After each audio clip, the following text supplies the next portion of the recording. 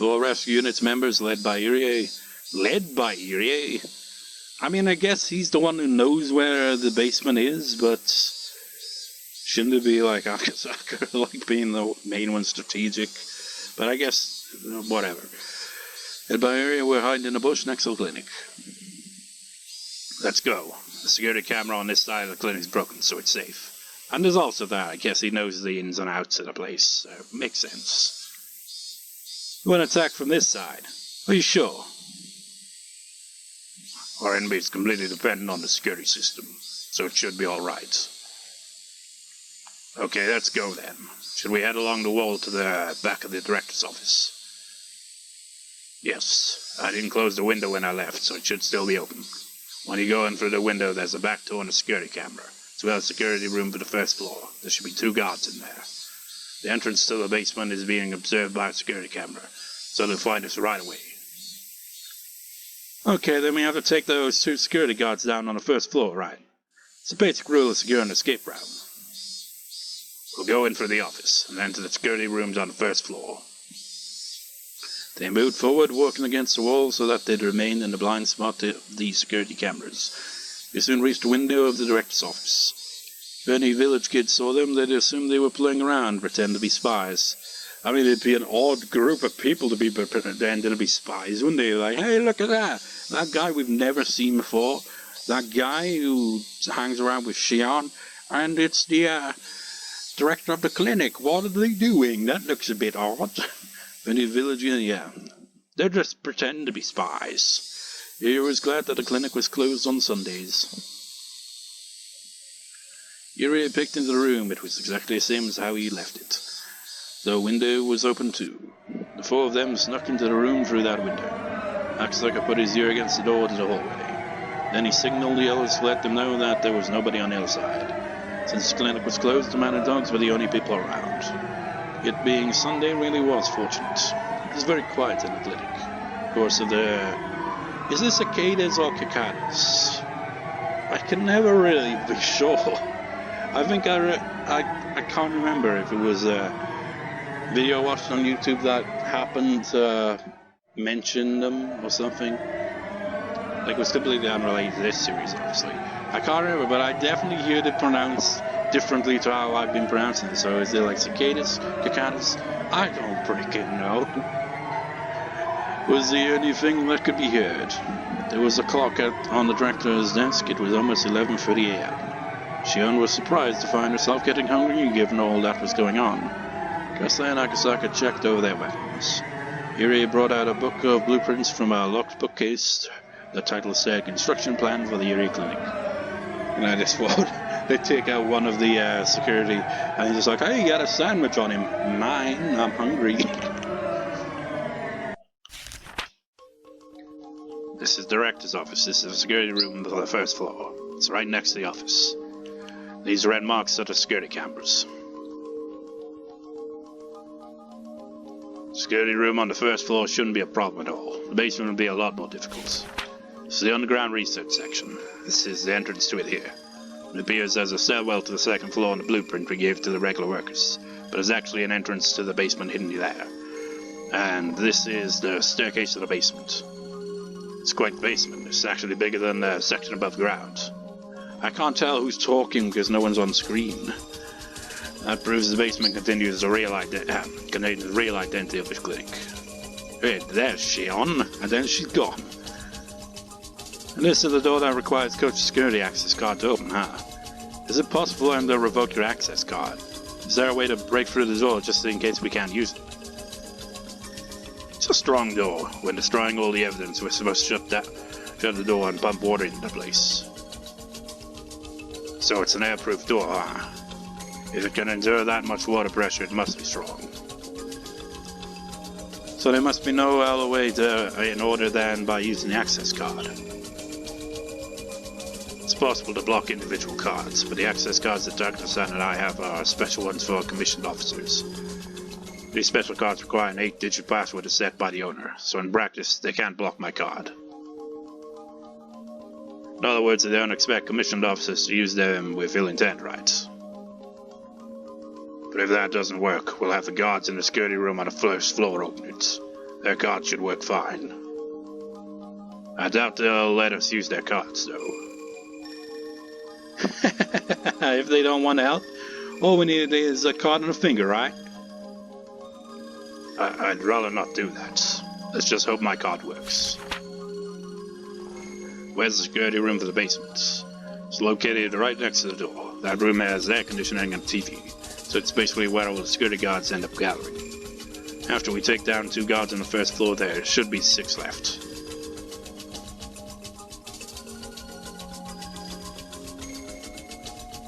I can't tell. Sometimes I'm thinking it's Shion, sometimes I'm thinking it's Aksaka, and on rare occasion it'd be like, okay, maybe it's even Kasai.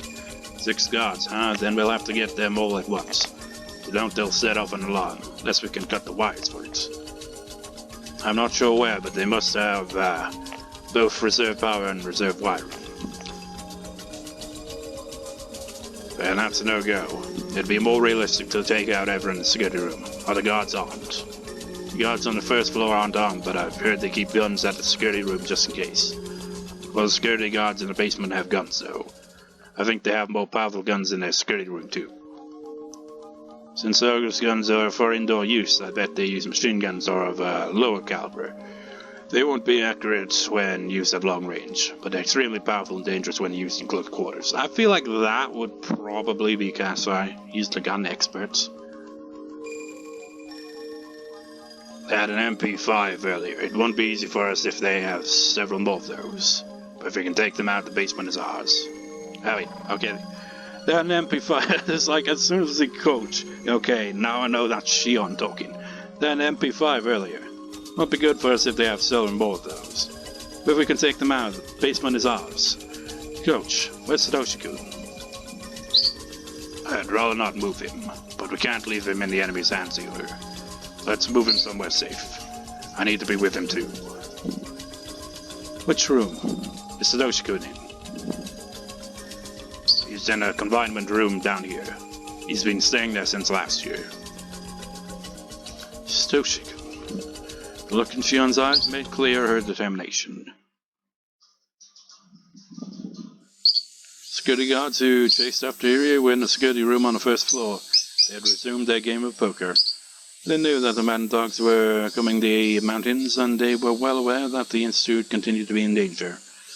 But their job was to stay in that room, and besides, they were working hard on their poker game. Of course, they weren't really concentrating on the game itself. They were still both chatting about the recent car chase, and both seemed proud about what they had done. They were ordered to shoot at the tires, but they wished they had been ordered to shoot at Irie himself. They definitely would have caught him then. They talked and laughed like that, not knowing who is sneaking around them. When people stopped being on edge, that left them all the more vulnerable. This was the perfect example. That was why it took only 2 seconds to suppress them. Put your hands on your heads. Security guards were professionals. They immediately realized the guns Kasai, Aksaka, and Shion were holding weren't toys. They'd already heard there was a gunfight in the basement of Sonozaki residence. Security guards knew they weren't dealing with amateurs. They also knew they wouldn't hesitate to fire. That was why they surrendered so quickly. I mean, like Kasai said, it's like, just having a shotgun pointed at someone is enough to make them go, okay, I'm not gonna put up any resistance. And he's probably got a shotgun in hand. They had handcuffs on them already, so it was easy for Kasai and the others to restrain them. Security guards had never thought they'd be wearing the cuffs themselves. They're probably like, shit, isn't that Irie there with them? Shit, maybe we really should have shot him. They had especially never dreamed of being locked up in a toilet. Their hands were cuffed to pipes behind them as they sat on the toilet. Their mouths were stuffed with hand towels and covered with duct tape. Shion, clearly amused, remarked on how she always wanted to do this to someone. Kasai couldn't help but laugh. I can't really imagine Kasai being the type to laugh, so that must be quite the sight. So far so good. Real challenge is the basement. They'll see us on a security camera. Is the camera black and white? And is the screen divided into 4 sections? I think so. It's one of those typical screens for a security camera. That means this resolution isn't that great, huh? In that case, I have an idea. Shion-san, maybe they've already suffered enough. The mountain dogs weren't only locked in the bathroom, but had to go through extra humiliation. What did she just do?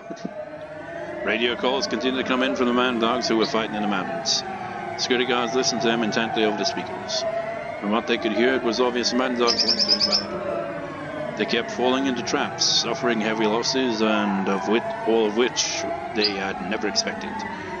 You know when Takano was thinking about how Sudoku told her about those traps? She didn't even mention it out loud or anything. She should have totally have done that. Like, be careful. That Sudoku is like a trap master. Those traps are not to be, taken lightly.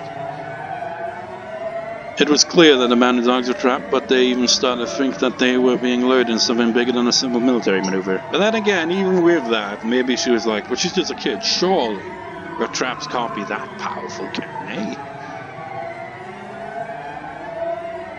But the dogs had made a mistake. They assumed the club members went to the mountains to escape from Mimizawa. But they were wrong. They were simply being lured into their enemy's carefully prepared territory. The panicked voices of the mountain dogs, Takano's yelling, Oganagi's reprimands could be heard through the speaker. It certainly sounded like a war zone. Phoenix 1 to Phoenix. Break time's over, we're moving in. We'll have to take over Heron's positions. We've already suffered critical casualties on our side. The enemy has steadily retreated and we almost have them surrounded. We're almost there. We'll use Phoenix to overpower them. Major will take command. I'm going in too. We'll finish them off. Hey, the commander is going as well. Phoenix is going in too. It's an all-out attack. Can't believe this. Have most of our units been defeated? Who are we up against anyway? What kind of special unit are they? Security guards listened to the battle reports, so the radio fluctuated between dismay and rejoicing. A cute chime rang suddenly. It was a warning chime that rang automatically when someone went through the entrance to the basement. When the chime rang, the guards were supposed to check the screen to see who was coming through. The one who looked at the screen needed a moment to comprehend what he was seeing. So is it one of those cameras that's like, it's triggered when they go to a specific spot, but they can take the camera and put it somewhere else and not set off the alarm? Hey, it's Director Irie. What? They could see the two security guards on the first floor restraining Irie and some girl. Wait, what? The two security guards on... What? This is Director Irie, right? What's going on? I get it. The unit fighting against the mountain dogs are a diversion. Those two are here to rescue Tobitaki. Call the Major and let them know we have the Director. It's a trick, isn't it? There's a sound in the computer panel displayed information about the card being used to enter. Commissioned Officer Pass, ID 0001, Special Grade 1, Lieutenant Colonel Kyosuke Irie, Director Password. Match. Fingerprint confirmation.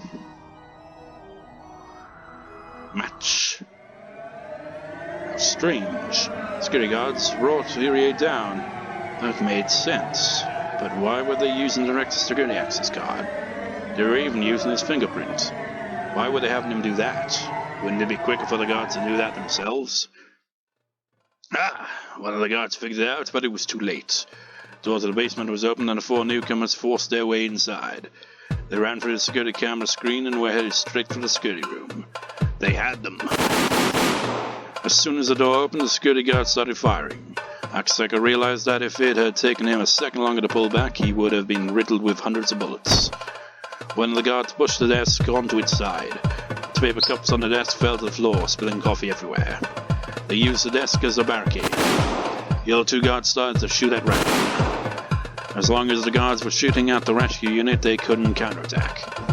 One of the guards activated the emergency alarm and another picked up the submachine gun off the wall. The other one picked up a gas mask. It was impressive that they got their act together so quickly.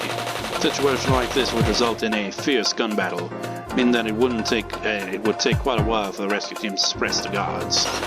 emergency alarm standing in the basement reminds them that the surprise attack failed. Shit, we couldn't do it. But they're stuck in that room. While they're there, we can rescue Stochikun and Stomp-Daki-san. And dogs outside would definitely hear that alarm. If that took too long, the enemy would come to block their escape route. Then they'd be trapped inside. Right. I think there was something about dealing with intruders in the security system. Irie started to speak while he tried to recollect it. Shion told him that he should have remembered something like that before they came in. Before Irie remembered, a voice came on over the speakers.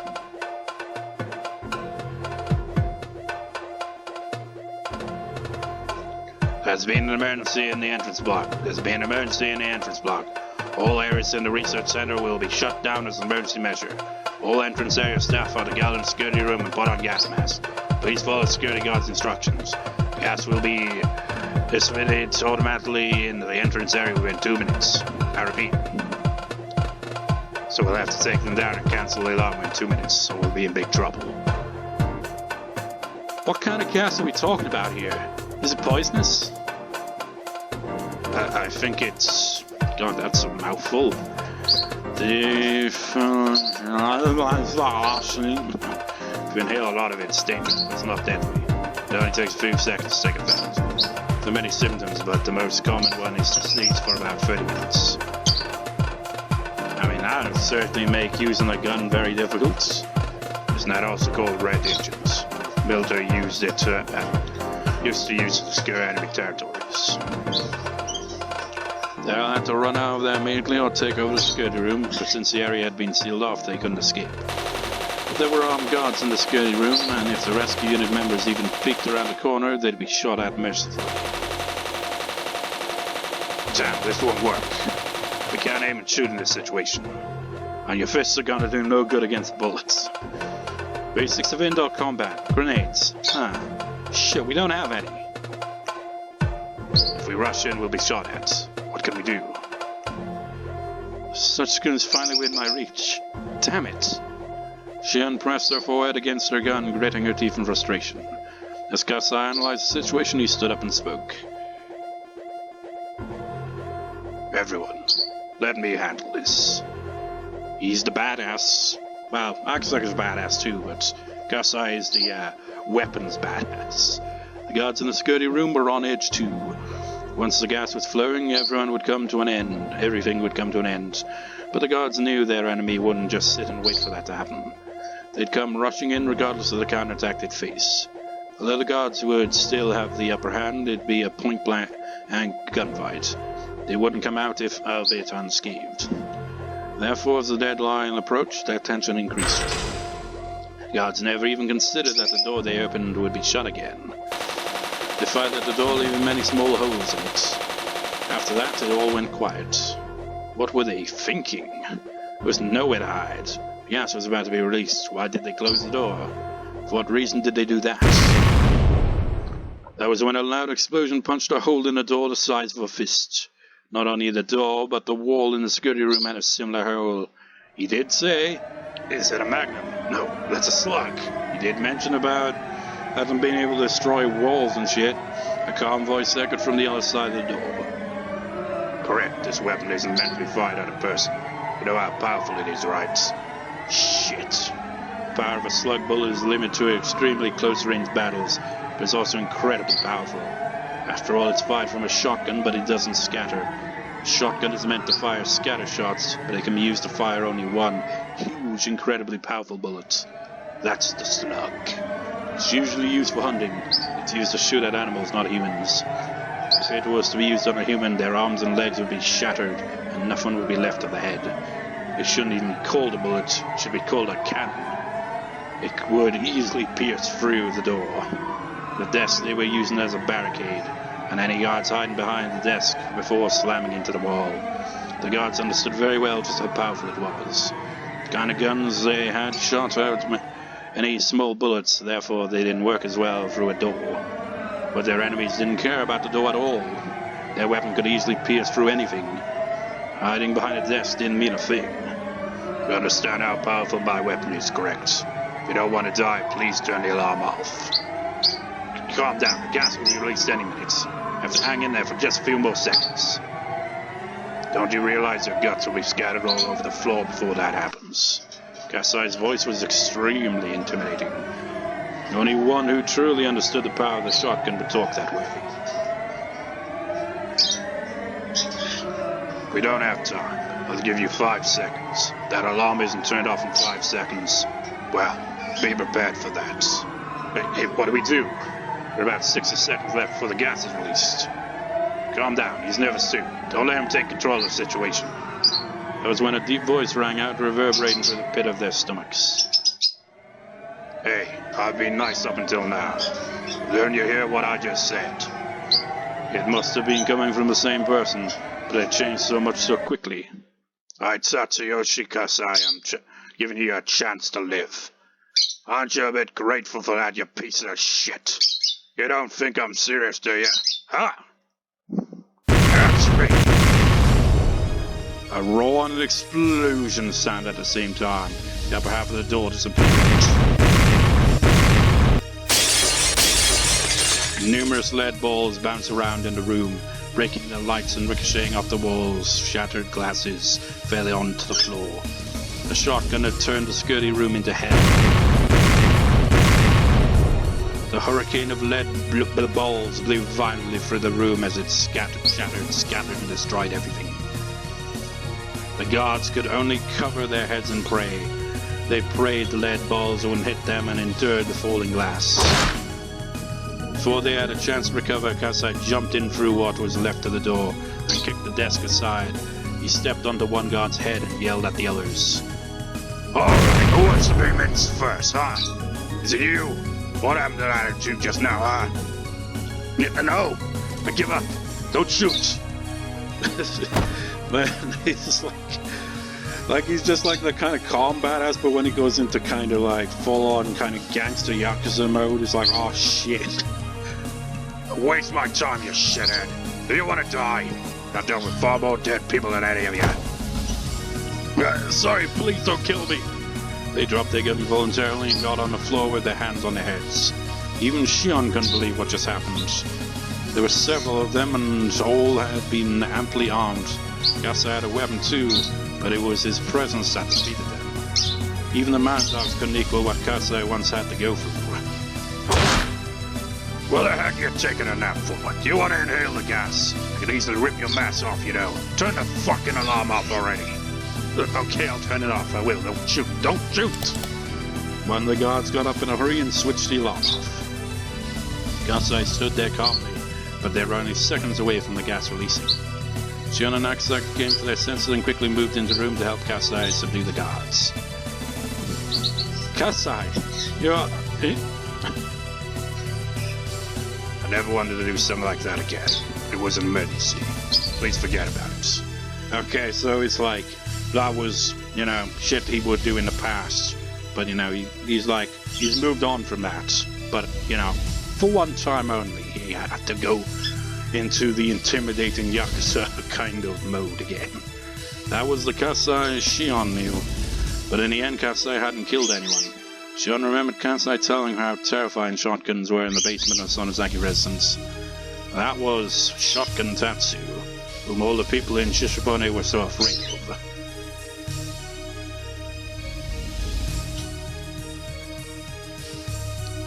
But get me out, Shion. Sorry, the alarm has gone off already. We can't stay for long. Maybe it's Kasai. But I can't be asked doing the Kasai voice because it doesn't unbar my throat.